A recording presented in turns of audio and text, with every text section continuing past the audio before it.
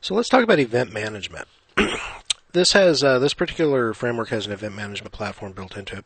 See right here, underneath here, it says Manage Events, and let's go ahead and just click on Manage Events. We'll see all the events that we have in there right now. There's a whole bunch of summer rock band camps, and then we have a vocal recital. I'm going to go ahead and click on the vocal recital. And when you click Add New Event, you'll notice that the interface that I'm about to get here is absolutely identical. Add New Event. The only other thing you're seeing is that there's a permalink listed here from an event that's already been created. Nothing else is different. Absolutely everything is the same, with the exception there's also the publish time is not also set. And these other things, they just simply get set when you click the Publish button. But the interface itself is the same. You get an area to put a title in for your event. You get an area to list a description of your event with a nice WYSIWYG editor, or you can edit the HTML directly if you like. Down here, you can decide whether you want social sharing on or off. Let's go ahead and select on for this. Here we list an event start date. When we click in there, it's going to give us a calendar, and we can just go through that calendar and just denote when the start time is, when the start date is. And if it's the same day that it ends, then just go ahead and click the same day. But you do need to put both a start date and an end date in here, even if it's the same day.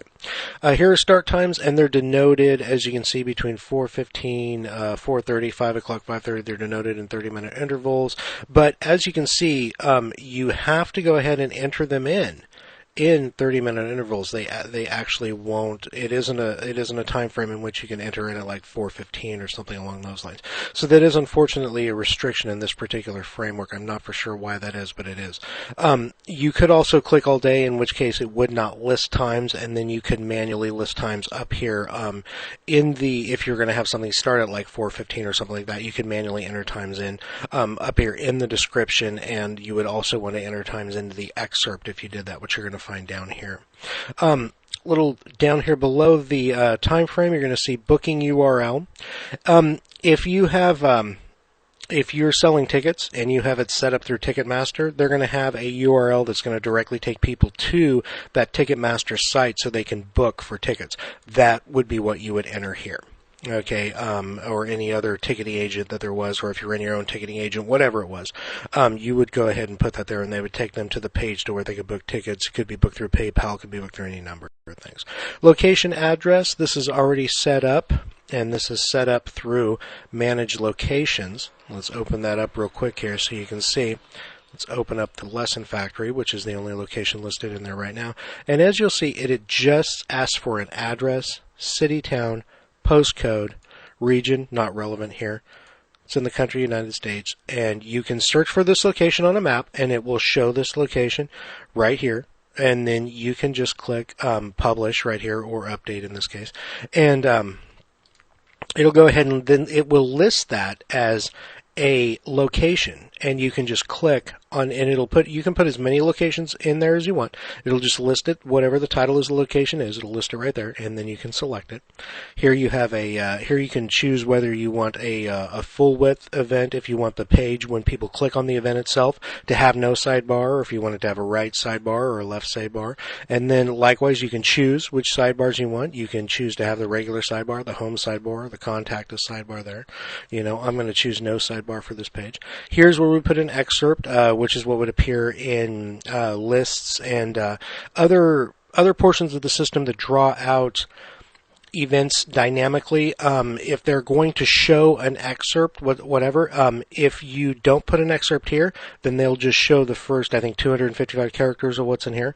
But if you want a separate excerpt, you would want to put that down there. Here is where you would set a featured image, and if you don't have a featured image listed there, I'm going to remove that. You just click Set Featured Image, and you can either upload a featured image and then just go and select the file somewhere on your computer, or you can go through the media library, and I'm going to go through here and see what we have here, down through the media library, and where's the picture we just had? I think that one was this one right here. Click that, set as featured image. It'll set it as the featured image, and then you just click Update. Now, event categories. You want to list them. You want to make sure that they're always listed as events, and then you can also list them as past events, or here we have another category listed as upcoming events. If you want to further break these down in certain areas, like if you have a page that's going to show past events, and you can do that with an event interface, or you have a page that's just going to show upcoming events, you can do that with an event interface. But every event is actually an event, so you're going to want to click that, because there is going to be an interface. If you want to show all events, both past and forward, you're going to want to have a category where you can pull from that, and you can just click on just events themselves to pull from that.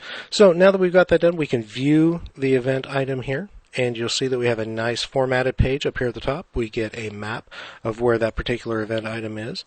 And then down here, we get that nice header image, and it tells us what date we have, gives us the name, and it says some information about it. And then down here is, if we would have put in a description, this is where we would have a description about the event.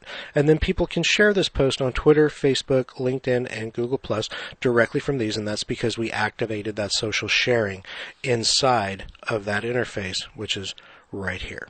Okay. So anyway, that is how you add an event. And when you add events, generally speaking, they will show up over here on the front page right here, as long as they are an upcoming event. Past events will, I believe this is already set up for past events to not show up here. But so that is how you enter and delete events from the system. Thank you.